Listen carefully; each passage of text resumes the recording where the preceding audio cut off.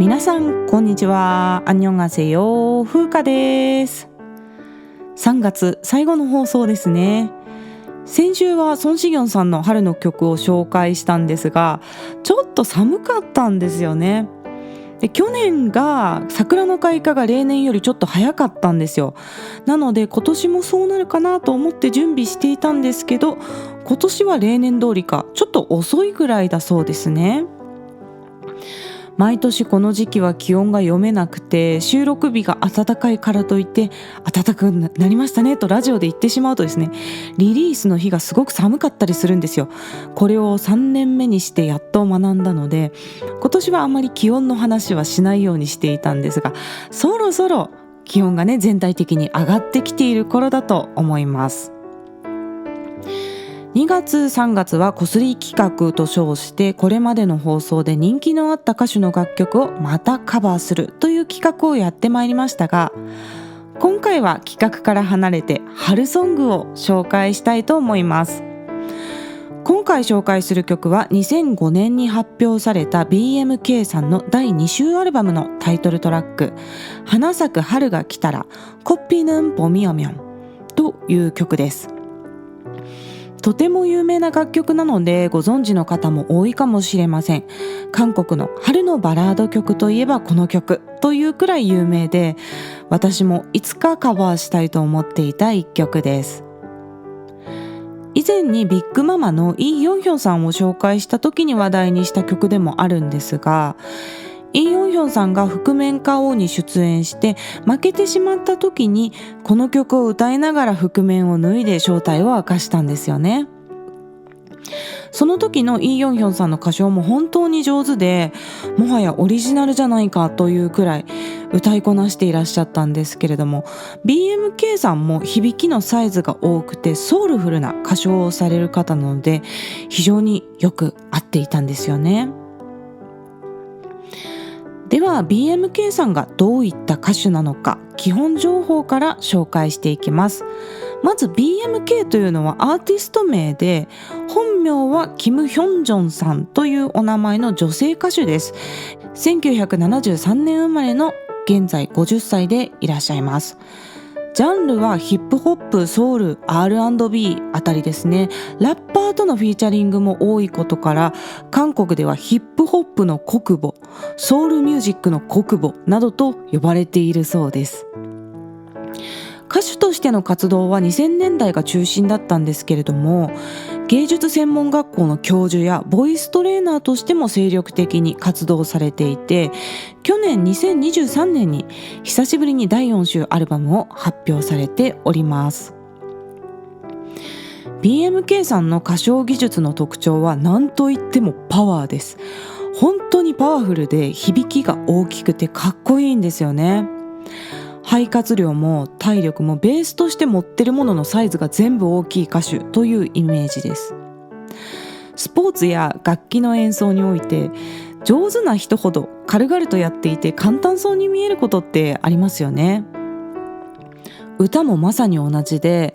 BMK さんの歌唱を聞いていると軽々と歌っているように聞こえるんですけれども、実際に歌ってみるとね、死にそうになる曲が多いんですよ。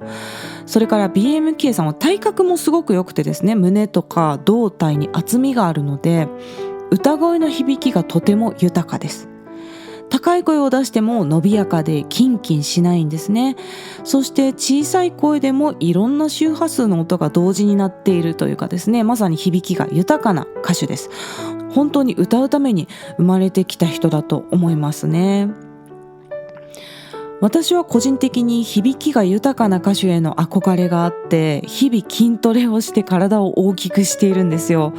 で、歌には体力が必要なので、もちろん運動して体力をつけるという意味合いもあるんですけれども、もっと体をね大きくしたいんですよね。骨格は変えられなくても筋肉は変えられるので、努力で変えられる部分は挑戦してみたいと思って日々トレーニングをしています。最近は小さいダンベルを使って負荷をかけてるんですけれども、だいぶ体も変わってきてですね、1年前と同じ服で撮影している動画を見比べていただくと、もうサムネでもちょっと体が分厚くなってるのがわかるかと思います。そして先ほど話題にしたビッグママのイ・ヨンヒョンさんも体に厚みがあって歌声の響きが大きい歌手なので、BMK さんと響きが似ていることもあってこの曲を得意とされてるんですね。そしてご自身の YouTube チャンネルでもこの曲をね公式にカバーされています。そしてもう一つぜひご覧になっていただきたいカバー動画がなんとキム・ボムスさんのカバーなんですよ。でこれも結構ね最近発表されたカバーなんですけれども、ボムスさんはねまた全然違う歌い方なんですね。原曲の BMK さんやイ・ヨンヒョンさんは胸の響きが強くて全身を力強く鳴らして歌っているんですけれども、キム・ボムスさんは非常に対照的でとっても軽やかなんですよ。もうね音に羽が生えてるんじゃないかって思うぐらい軽やかにリズミカルにこの曲を歌っていらっしゃって、その表現がとても爽やかでですね、こんな表現もできるんだなと驚きましたね。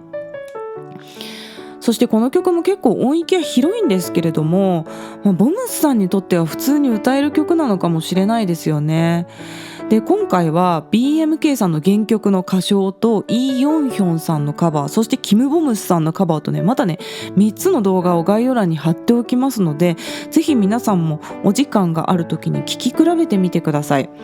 歌手による響きの違いや表現の違いをお楽しみいただけるかと思います。では続いて今日カバーする曲花咲く春が来たらの歌詞の内容紹介に入っていきます。この曲は2005年の発表なんですけれども、まさにこの時代らしい歌詞という感じがしますね。別れてしまった恋人への未練と寂しさを季節に重ねているような内容です。また花が咲く暖かい春が来たらあなたは戻ってきてくれるのかなと、恋人を諦められない気持ちが歌われていますね。では歌詞の内容を紹介していきます。今回は1番の歌詞を紹介していきますね。네가 떠난 그 후로、あなたが去ったその後に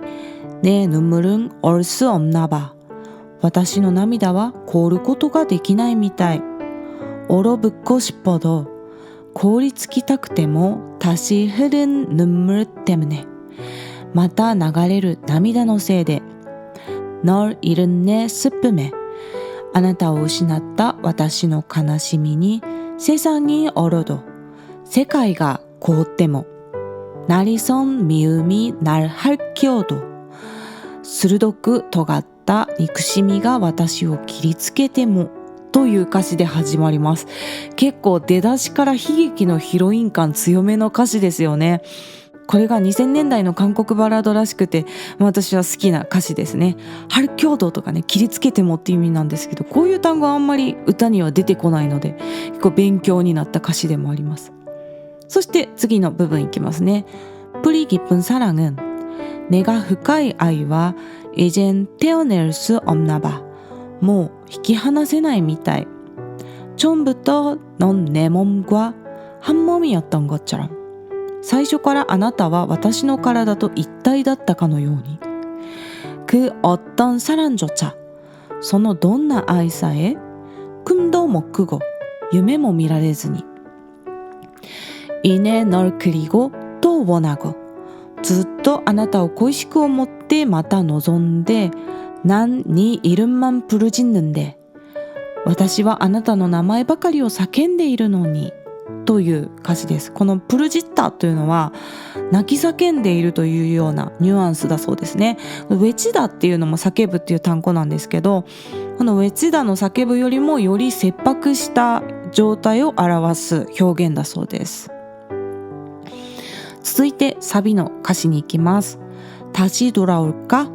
また戻ってくるだろうか。네가 내 곁으로 올까、あなたが私のそばに来るだろうか。믿을 수가 없는데、信じられないけれど。믿어주면、信じてあげたら、우리 너무 사랑한、私たちがとても愛し合った。지난 날처럼 사랑하게 될까、過ぎたあの日のように愛するようになるだろうか。그때의 마음과 똑같을까、あの時の心と同じだろうか。계절처럼 돌고 돌아、季節のように巡り巡ってて다시 꽃 피는 봄이 오면また花が咲く春が来たらという歌詞です。では曲を聴いてみてください。 BMK さんの花咲く春が来たらという曲をカバーしました。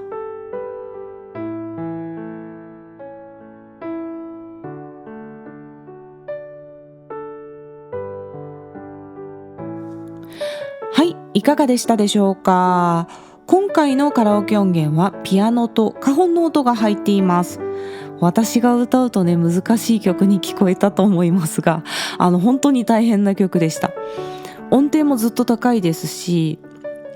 後半に行くにつれてパワーで押し切る感じなので、肺活量も体力も必要な曲なんですね。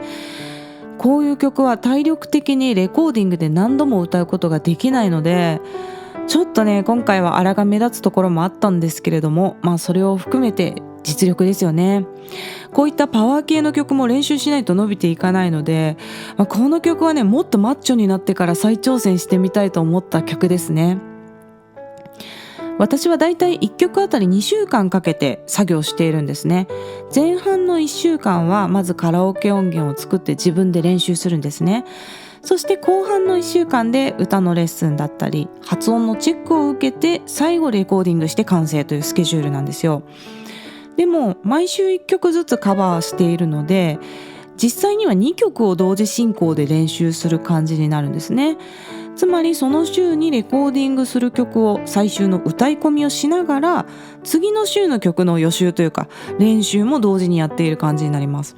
なので2週続けて激しい曲を選んでしまうと喉を痛めるリスクがあるんですね。